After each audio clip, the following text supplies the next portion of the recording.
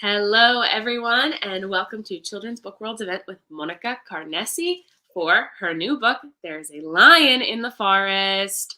Hi, Mônica. Hi, Amanda. Thank you so much. And thank you, Children's Book World, for hosting the book launch. I'm super excited to be here. Well, I'm so excited to hear all about your book and your process and have you read it.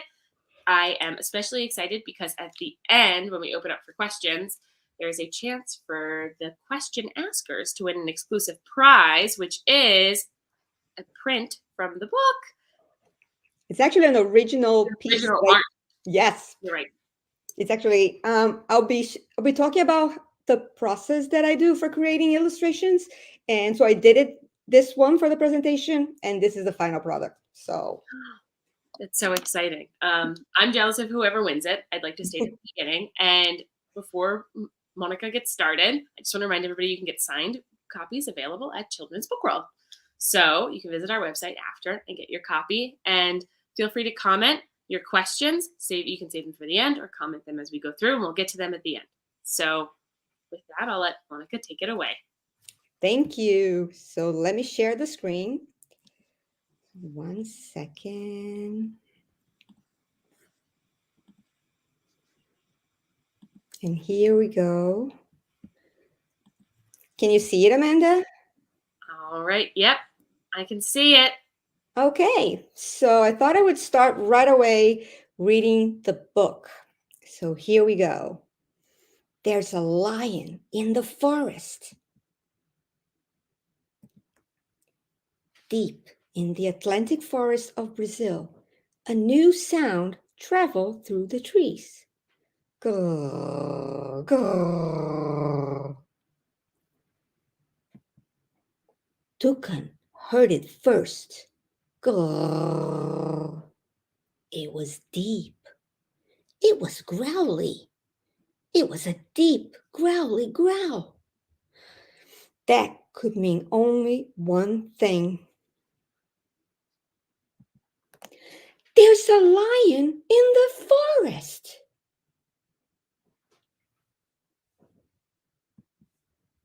But Capybara was not alarmed. We're in South America, she said. There are no lions here. Grrr, grrr. Listen, it's the growly growl again, said Toucan.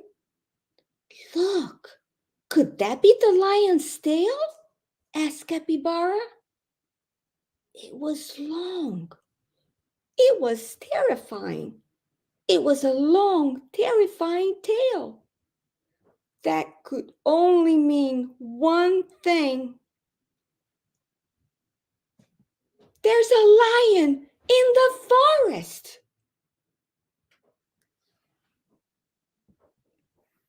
Coati was very confused. Did you say lion? But that's impossible. Lions live in savannas, and this is a tropical forest. That's what I thought too, said Capybara. But then, grrr, roar, grrr. Oh no, it's the growly growl again, wailed Toucan. And the terrifying tail, cried Capybara. Look, could that be the lion's mane? Asked Coati.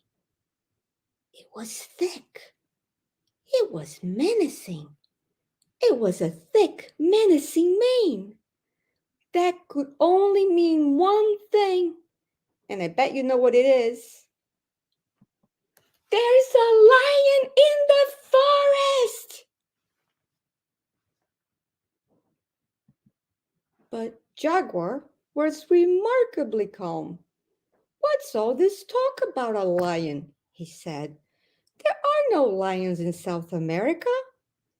But I heard its growly growl. I saw its terrifying tail. I spotted its menacing mane. Nonsense, Jaguar said. As a big cat myself, I can assure you this would be highly unusual. We are part of a big family and we follow rules. I would be the first to know if ever a girl, I'm a lion. Wait, you are not a lion. I am too a lion.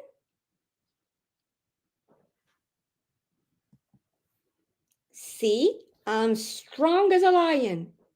I'm strong too, said Capybara. Well, I have a long tail, like a lion. I have a long tail too, said Coati. But I look like a lion. Well, I look even more like one, said Jaguar. I can roar like a lion? I can roar too, said Toucan. Maybe we are all lions. Grrr, grrr. But I'm truly a lion. I'm a golden lion tamarin. You are, said Toucan. Then I was right all along. Yay, we do have a lion in the forest.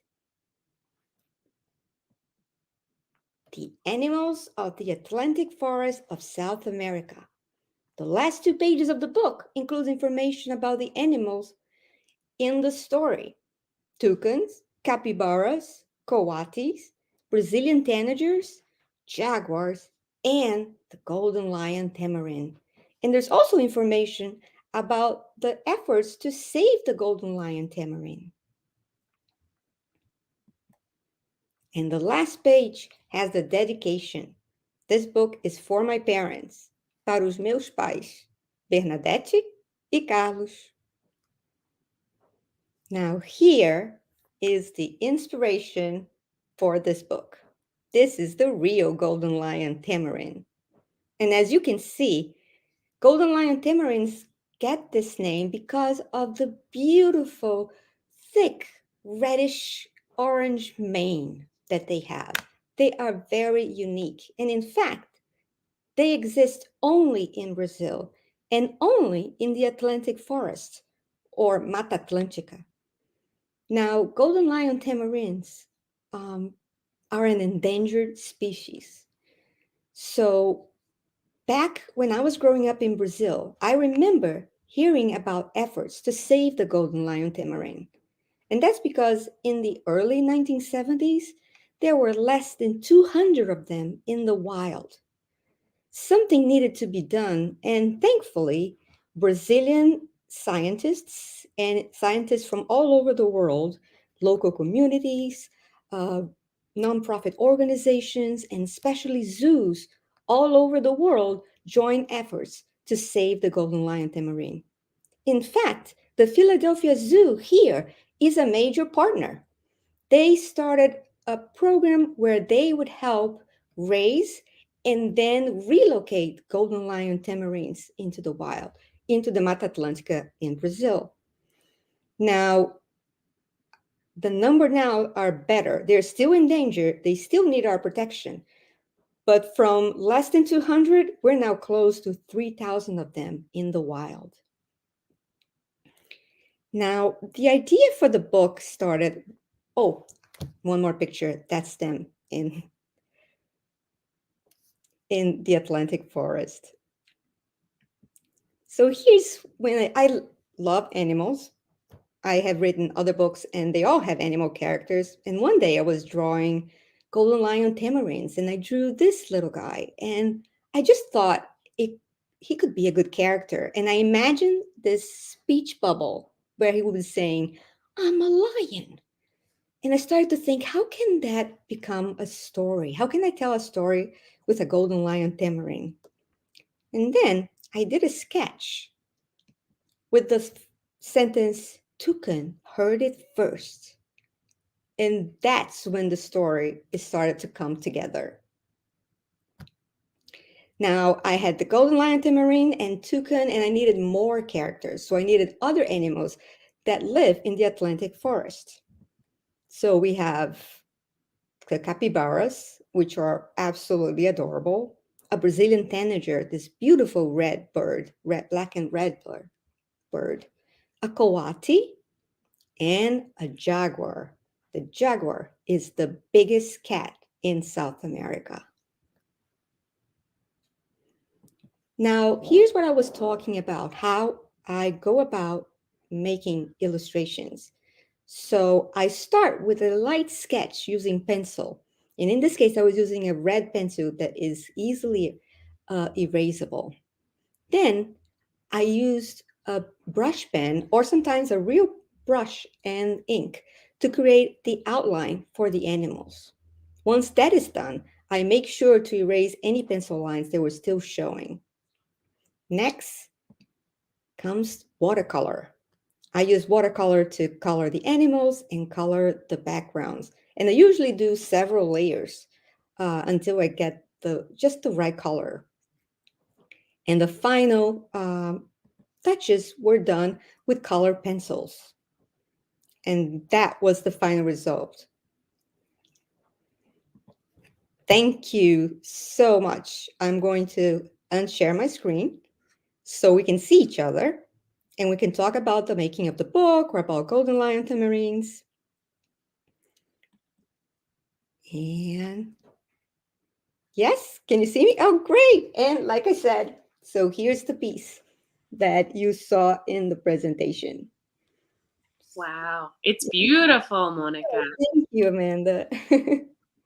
I didn't know anything about this animal before. I feel like I learned so much just from your presentation. I'm sure so many other people did. Actually, like I said, if you go to the Philadelphia Zoo, make sure to look for the golden lion tamarins. They are there and they are not to be missed. I might have to make a special trip. I haven't been since I was young, so I wouldn't even remember if I saw them. It'll be zoo season for everybody to go see the golden lion tamarin. So we can open it up for questions. If anyone has a question and they would like to ask Monica their question, you can, again, win that original piece of artwork of the golden lion tamarin, which is so exciting. My question for you, it might be an obvious one, but was there a favorite animal for you to draw? I know you probably love the golden lion tamarin, but if it's not that one, is there another one? And if it is that one, is there a second favorite? There is a second, because that golden lion tamarin was my very favorite one to draw. I just love drawing that the mane and that very bright orange color. But I always love drawing the capybara because they are just great animals. They're so friendly. And actually, there's a city in Brazil, Curitiba, where there is a park where capybaras just live there, and they love swimming. So they're just this very peaceful. They are actually the largest rodent in the world, capybaras. They're so cute. I never think of them as a rodent. I know, but they have these very big teeth that they use to break down the grass, what they use. But they're excellent swimmers too. Wow. How big are they? Are they the size of a cat? Oh no, they're bigger. They're bigger than a cat. They're like maybe a mid-sized dog or even bigger. They can get quite. And again, I believe you can see them in the Philadelphia Zoo as well. So Well, I'll have to see all of these live and in person very soon. We have one person who commented and said, not a question, but thank you for the inclusion of the capybaras. I know. Capybaras are just the best. You know, they should get books of their own. They're such great animals. That might be your next project. That's right. Oh, we have one more. Kelsey says, my son enjoyed the reading. How long have you been writing? And do you have other books? Oh, hello, Kelsey. Thank you. Yes, I have been writing since, well, I've always loved drawing in illustrating stories. So I would write stories of my own. But my first picture book was published in 2012, and it was Little Dog Lost, which I actually I have it here. And I'm really excited because it's out in paperback as well. Now, this one was based on a true story that I heard on the news about this little dog in Poland that got stuck on an ice floe and was rescued a couple of days later in the Baltic Sea. That one, this is just like one of these incredible stories. I heard it on the radio, I heard it on NPR, and it just stayed with me. And it was such an amazing story of courage and resilience and kindness of the crew that went to amazing efforts to rescue him and then finally adopt him. After that, I also wrote another book called Sleepover with Beatrice and Bear. You can see that, as I said, my characters tend to be animals because I'm just crazy about animals. And now there's a lion in the forest. So I love books. I love stories about animals. So I hope to continue writing more and illustrating too. Thank you for your question. Great answer. I love Little Dog Lost. I just put it on the shelf yesterday. All right, we have some more questions. Alex wants to know, did you research the sound they made while you were working on this book? Do they sound like lions? Hey, Alex. Uh, Actually, they do not sound like lions. That was the bit of artistic license because I thought they look like lions and maybe this one would sound like one, but he's actually just being playful. They don't sound like lions. They just look like one. I think when they were first discovered, they got their name because of that look. But they're very friendly and they're not scary at all. Do they make a sound? They make a sound. They make, but it's higher pitched and it's just I wouldn't be able to replicate the sound, but it's not growling. It's not a deep growly growl.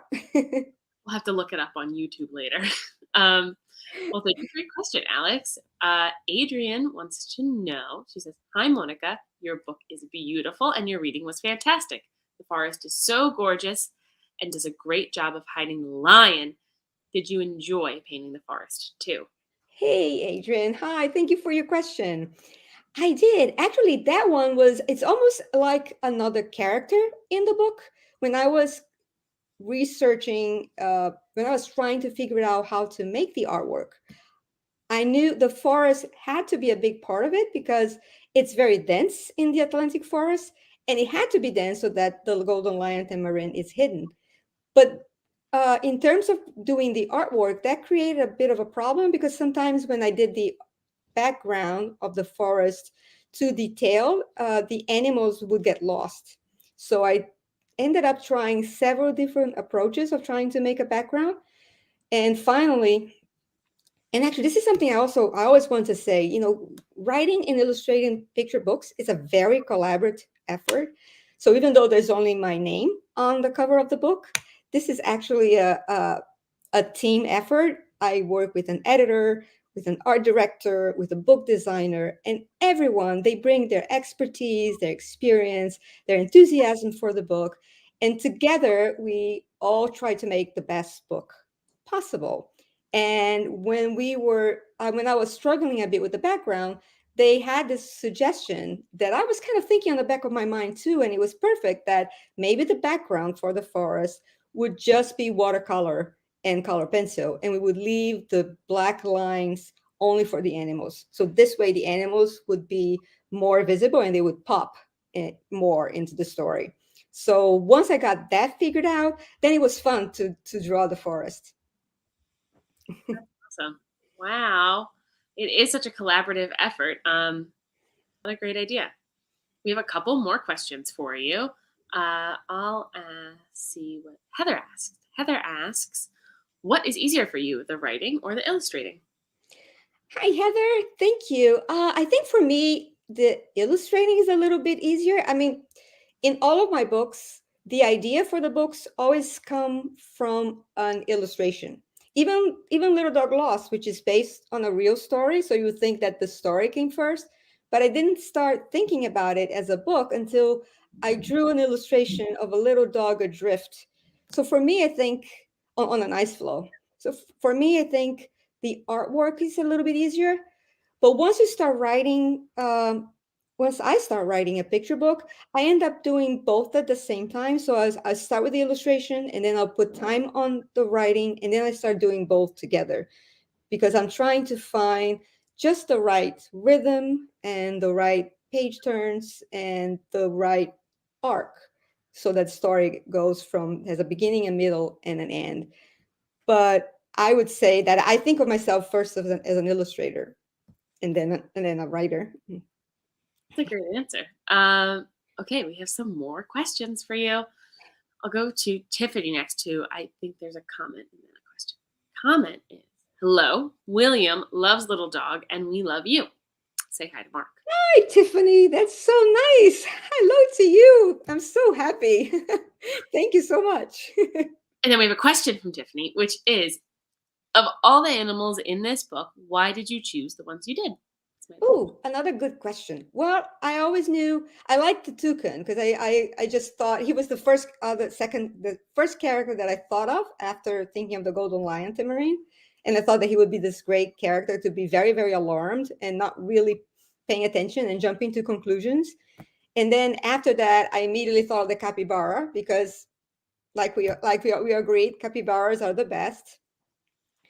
Coati came later. I was actually thinking of using an anteater, but while I was researching the animals, I found pictures of the coati, and I thought, oh, in Portuguese we call them coati, and they have this cute name and this adorable long nose, and I just thought that he would be a good one. And then of course the jaguar because he is the biggest cat in South America, and so yeah, that's how the progression went, finding the animals. The jaguar is very handsome. He's a very regal, strong face. Yes.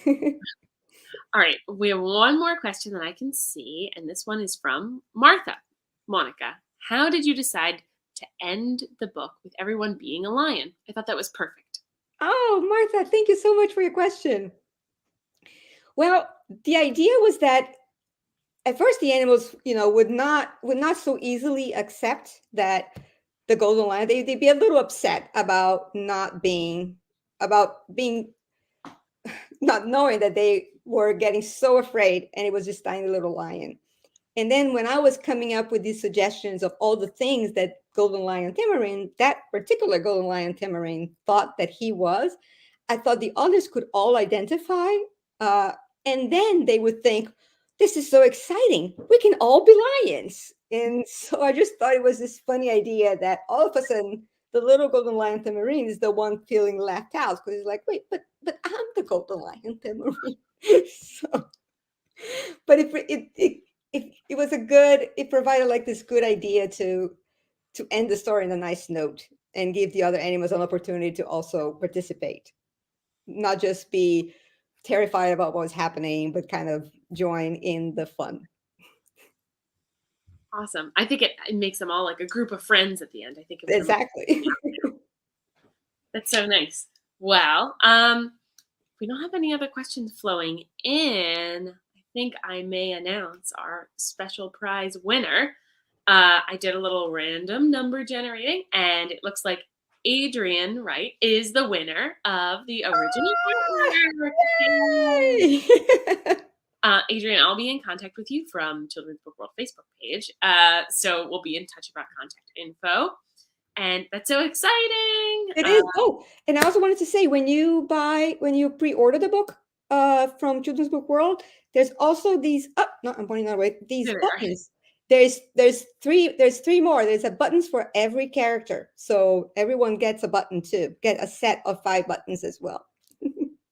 Right. And you can get your signed books available at Children's Book World. So we still Absolutely. have some copies left, I think, if you want to go on and get your copies. If you go right to our Children's Book World page, there's a big old banner of Monica, and there's a lion in the forest for you to click on. So you can't miss it. Well, Monica, thank you so much. I love the buttons and the animals, and what a fun story. Thank you so much, Amanda, and thank you, Heather, and thank you, Children's Book World, for making me feel so welcome on this really big day for me. Thank you. Happy launch day, and what a wonderful book. There's a lion in the forest. Yay. Bye, Bye. everybody. Have a good night.